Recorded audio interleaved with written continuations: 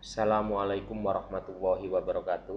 Selamat berjumpa kembali. Semoga Allah senantiasa melimpahkan kesehatan kesempatan pada kalian semua sehingga bisa aktivitas seperti biasa.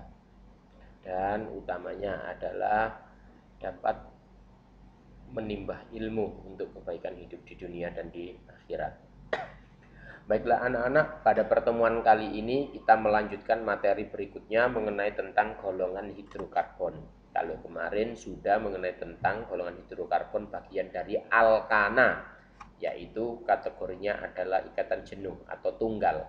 Nah, untuk kali ini kita melanjutkan mengenai tentang alkena. Ya, alkena itu kalau kemarin klasifikasinya terdapat pada terdapat pada macam hidrokarbon yang kategorinya tidak jenuh. Kenapa? Karena alkena itu ada ikatan rangkapnya. Nah, sekarang kamu perhatikan apa itu alkena. Jadi alkena merupakan salah satu senyawa hidrokarbon alifatik. Alifatik ini berarti yang terbuka, yang bersifat tidak jenuh, berarti ada ikatan rangkap, tetapi cukup bersifat reaktif. Istilah yang digunakan adalah tidak jenuh, yang menandakan bahwa alkena mengandung atom hidrogen yang kurang dari jumlah semestinya jika dihubungkan dengan jumlah atom karbonnya. Gugus fungsi alkena yang utama adalah adanya ikatan rangkap dua antar karbon. Jadi ada ikatan rangkap dua seperti ini menandakan bahwa ini adalah merupakan golongan alkena. Secara umum, reaksi yang dapat terjadi pada alkena dapat dikategorikan menjadi dua jenis, yaitu reaksi pada ikatan rangkap dan reaksi di luar ikatan rangkap.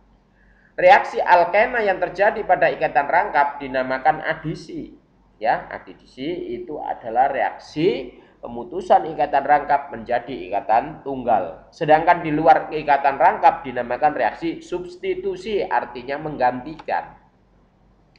Nah, secara rumus umum alkena dituliskan CnH2n. Jadi kalau C-nya 2 maka H2-nya dikalikan 2, maka hanya ada 4. C2H4, C3H6. Nah, itu. Sebagai contoh etena yang mempunyai rumus molekul C2H4 dan propena yang mempunyai rumus molekul C3H6. Nah, ini contohnya. Nah, rumusnya etena C-nya ada 2, hanya ada 4. C-nya mengandung ikatan rangkap 2. Propena berarti propa, C-nya ada 3. Hanya ada 6, terletak pada seperti apa? Lah ini. Ya. C yang ada pada ujung itu mengandung H2, sedangkan setelah ikatan rangkap berikatan dengan H sebanyak 1, kemudian berikutnya adalah CH2, dan kemudian berikutnya yang terakhir adalah CH3. Nah, berikutnya adalah mengenai tentang tata nama senyawa alkena. Bagaimana cara memberikan nama pada rumus struktur alkena? Nah, langkahnya hampir sama dengan alkana, hanya saja di sini yang dekat dengan ikatan rangkap maka diusahakan nomor paling kecil. Yang ikatan rangkap diusahakan nomor paling kecil. Rantai utama adalah rantai terpanjang dan memiliki ikatan rangkap. Jadi tentukan dulu mana yang terpanjang dan ada ikatan rangkap.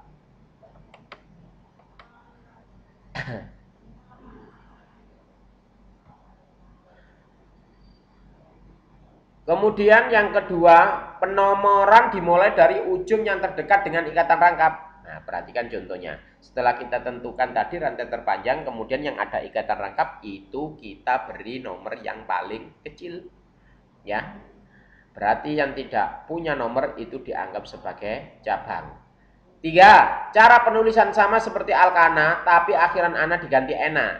Nah, jadi cabangnya tadi merupakan nomor alkil-alkil, nomor rangkap alkena. Nah, maka ketika memberikan namanya, ya disebut cabangnya terlebih dahulu, baru kemudian alkenanya. Alkenanya ada di posisi berapa?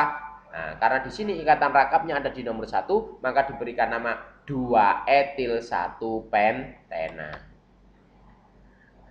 Jika terdapat lebih dari satu rangkap, maka di depan kata ena ditambahi di. Jadi ikatan rangkapnya ada 2, berarti di tri sama dengan 3, tetra, 4, penta, 5 dan seterusnya. Contoh ya, yang tadi setelah ditentukan rumus terpanjang, kemudian yang tidak punya nomor dilingkari sebagai cabang, kebetulan ikatan rangkapnya ada di nomor 2, maka cara memberikan namanya berarti disebut terlebih dahulu cabangnya 2 etil. Nah, ikatan rangkapnya terjadi di nomor berapa saja? 1 sama 3, berarti 1,3 pentadiena. Jadi namanya untuk rumus struktur seperti ini adalah 2 etil 1,3 pentadiena.